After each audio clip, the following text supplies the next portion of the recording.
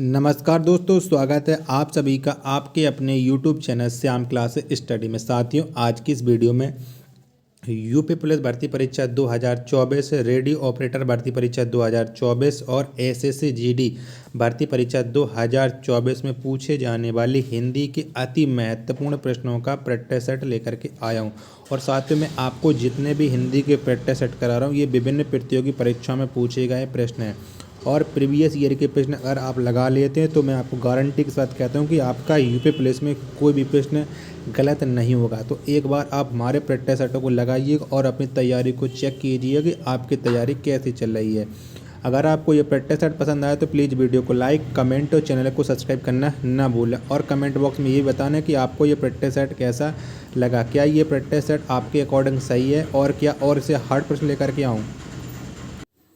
तो चलिए शुरू करते हैं फिर आज का अपना हिंदी के अति महत्वपूर्ण प्रश्नों का प्रैक्टिस सेट। तो प्रश्न 10वां आपके सामने कि व्यंजनों की संख्या कितनी है। तो कितनी है व्यंजनों की संख्या। तो आप जानते हैं कि हिंदी में जो व्यंजन होते हैं वो 33 होते हैं। तो 10 का जो राइट आंसर होगा ऑप्शन संख्या सी।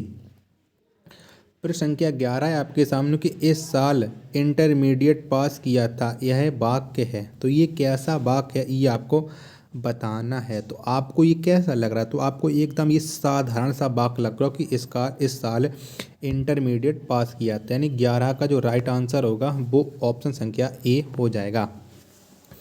प्रश्न संख्या 12 है आपके सामने कि ऐसी कौन सी ध्वनियाँ हैं जो ना तो स्वर हैं और ना ही व्यंजन हैं। तो कौन सी हैं। तो अंग और आहा, ये ना तो स्वर हैं और ना व्यंजन, यानी 12 का right answer option number A हो जाएगा।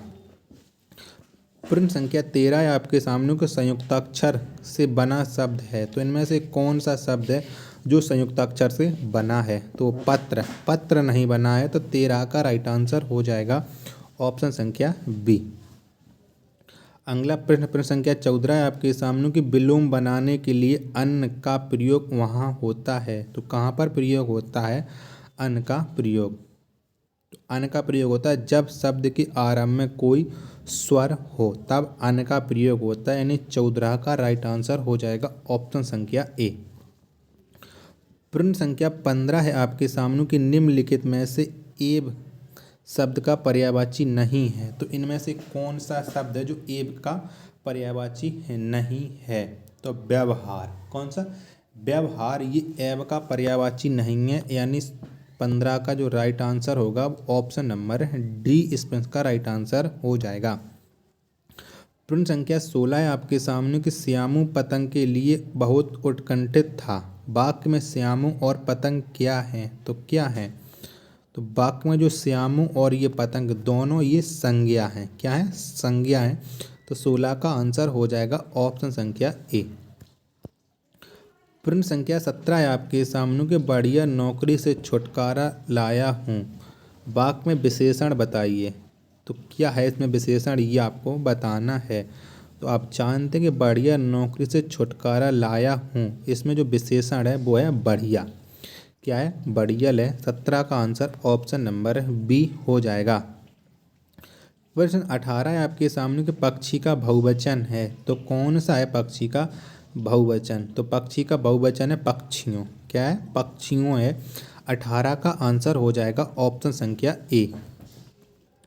प्रश्न संख्या 19 है आपके सामने कि निम्नलिखित में से पुल्लिंग शब्द है, बताइएगा इनमें से कौन सा शब्द है जो पुल्लिंग। मैं आपको बता चुका कि आप अच्छा और अच्छी लगाने से स्त्रीलिंग और पुल्लिंग का पता लगा सकते हैं।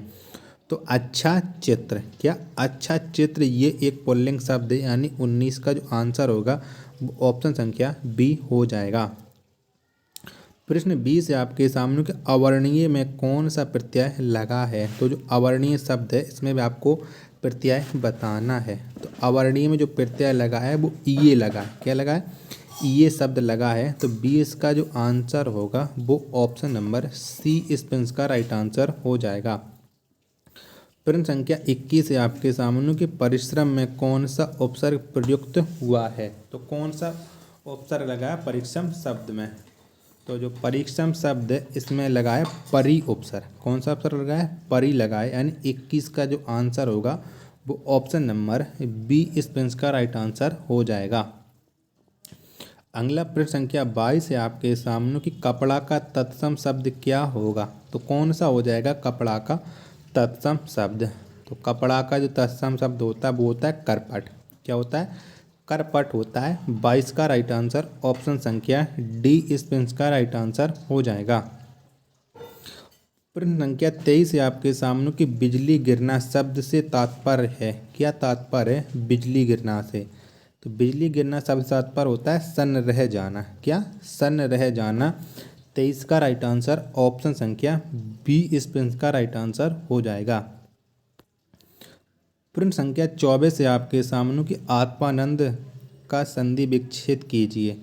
तो बताइए आत्मानंद शब्द का संधि विच्छेद क्या हो जाएगा। तो इसका जो संधि विच्छेद हो जाएगा वो हो जाएगा आत्मा प्लस आनंद। क्या आत्मा प्लस आनंद। 24 का right answer option number D हो जाएगा।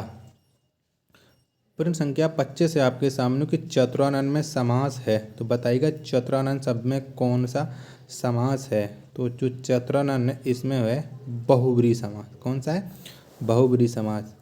तो 25 का आंसर हो जाएगा ऑप्शन संख्या ए।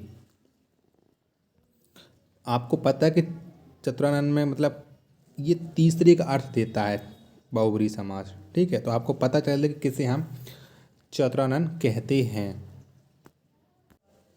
चलिएगा प्रश्न संख्या 26 है आपके सामने कि पयोधर का अर्थ नहीं है। तो बताइएगा इनमें से पयोधर का कौन सा अर्थ नहीं है। तो आकाश। आकाश ये पयोधर का अर्थ नहीं है। बादल स्तन और तालाब ये पयोधर के अर्थ हैं। 26 का आंसर ऑप्शन संख्या सी हो जाएगा। और आपको बता दूं चतुरानन का अर्थ क्या है जिसके 4 आनन हों। ठीक है। प्रश्न संख्या 27 है आपके सामने कि असूया शब्द का वाक्यांश क्या होता है। तो बताइएगा असूया शब्द का वाक्यांश क्या होगा। इसका वाक्यांश होता है किसी के गुण को भी अवगुण समझना। यानी 27 का आंसर ऑप्शन नंबर बी इस प्रश्न का राइट आंसर हो जाएगा। प्रश्न 28 है आपके सामने कि तुंद और तुंड के अर्थ क्रमशः हैं। तो बताइए क्या हो जाएंगे। तो तुंद का अर्थ इस तुंद का अर्थ होता है पेट और इस तुंड का अर्थ होता है मुख। यानी मुख पेट और मुख। ऑप्शन संख्या सी इस प्रश्न का राइट आंसर हो जाएगा। प्रश्न संख्या 29 है आपके सामने कि निम्नलिखित में से कौन सा वाक्य शुद्ध है। तो बताइएगा इनमें से कौन सा वाक्य है जो शुद्ध है। तो हल चलाते समय बैल की हड्डी टूटी। हल चलाते समय बैल की हड्डी टूटी ये एक शुद्ध वाक्य है। बाकी के जो आप पढ़ रहे हैं वो गलत वाक्य हैं। मैंने उसकी प्रतीक्षा देखी नहीं मैंने प्रतीक्षा की जाती है। ठीक है तब ये सही हो जाता है। बाकी आप लोग समझ सकते हैं। प्रश्न संख्या 30 है आपके सामने कि निम्नलिखित वाक्यों में से एक में करण कारक के विभक्ति चिन्ह का उपयोग हुआ है। तो किस में हुआ है विभक्ति चिन्ह का उपयोग ये आपको बताना है। वो करण कारक है। तो आप जानते हैं कर्ता ने कर्म को करण से। अब तो किस में से का प्रयोग हुआ है आप देख लीजिएगा। तो पैरों से चलना यात्रा प्राणों से चलना जीवन समुदाय से चलना समाज तथा देश और कल से चलना इतिहास कहलाता है। तो बस यही राइट आंसर है। इसमें ही करण कारक का प्रयोग हुआ है। आप देख लें कि रेल से उतरा मुसाफिर। रेल से यहाँ पर देखो अलग हो रहा है। देखो यहाँ पर रेल से अलग हो रहा है ना। आकाश से बिजली गिरी यहाँ पर भी अलग हो रही है। और पेड़ से गिरता सेब न्यूटन ये भी देखो अलग हो रही ना। और जहाँ पर अलग होती है वहाँ पर अपादान कारक होता है ये आपको पता है। चलिएगा तो प्रश्न संख्या 31 है आपके सामने कि वह सर्वनाम जो निजवाचक और पुरुषवाचक दोनों में प्रयुक्त होता है वह है। तो कौन सा सर्वनाम है जो निज और पुरुषवाचक दोनों में प्रयुक्त होता है। तो आप। क्या आप ये निजवाचक और पुरुषवाचक दोनों में होता है। 31 का आंसर ऑप्शन नंबर डी हो जाएगा। प्रश्न 32 है आपके सामने कि अकर्मक क्रिया का उदाहरण है। तो इनमें से कौन सा है अकर्मक क्रिया का उदाहरण। तो पढ़ना। क्या पढ़ना एक अकर्मक क्रिया का उदाहरण है। 32 का आंसर ऑप्शन संख्या सी हो जाएगा। तो प्रश्न संख्या 32 में एक गलती यहाँ पर अकर्मक क्रिया का उदाहरण नहीं कर लीजिएगा। क्या नहीं क्योंकि ये आप देख रहे हैं कि ये सभी हैं। ये सभी सकर्मक अकर्मक क्रिया है लेकिन जो पढ़ना है ये एक सकर्मक क्रिया है। तो यहाँ पर नहीं होना चाहिए, तो ये वाक्य सही हो जाता है। ठीक है, तो मैं आपकी मेरी बात आप सब लोग समझ चुके होंगे कि मैं क्या कहना चाह रहा हूँ। चलिएगा, तो प्रश्न संख्या 33 से आपके सामने की संभव वर्तमान काल का उदाहरण है। तो कौन सा है संभव वर्तमान काल का उदाहरण?